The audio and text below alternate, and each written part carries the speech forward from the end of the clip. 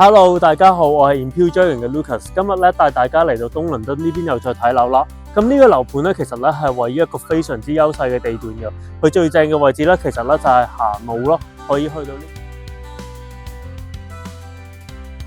咁位置咧，其實就位於喺呢個 Bermondsey 嘅同 London Bridge 之間嘅，而佢咧係提供係有1至3房單位，價格咧講緊其實亦都係非常之親民嘅，一房大概64萬啦，2房大概88萬左右嘅，而3房大概100萬頭就可以買到噶啦。咁呢個位置其實咧，你係行路可以去到好多嘅地方咯。